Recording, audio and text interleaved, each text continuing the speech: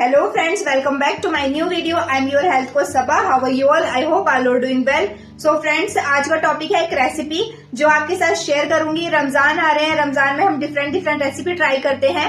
तो आपके weight lose को ध्यान में रखते हुए कि आपका वेट भी गेन ना हो, एक मेंटेन वेट रहे, तो मैं आपके साथ एक रेसिपी शेयर करूंगी एनर्जी बॉल्स की, जो आप वर्कआउट से पहले भी ले सकते हैं, वर्कआउट के बाद भी ले सकते हैं। कुछ अगर आपका मीठा खाने का मन है तो भी आप उसको ले सकते हैं। उसमें नो शुगर है, no artificial sugar, no oil, no gas, किसी भी चीज का इस्तेमाल नहीं होगा। इजी एंड क्विक रेसिपी, आप इजीली उसको बना के रख सकते हैं। 1 से 2 मंथ्स तक अपने पास स्टोर करके रख सकते हैं। और चलिए आज का टॉपिक स्टार्ट करते हैं। एंड जो मैं आज आपके साथ रेसिपी शेयर करने वाली हूँ वो एक एनर्जी बॉल्स है, जो आप वर्कआउट से पहले भी ले सकते हैं, वर्कआउट के बाद भी ले सकते हैं। तो चलिए आज का टॉपिक स्टार्ट करते हैं। Let's get started.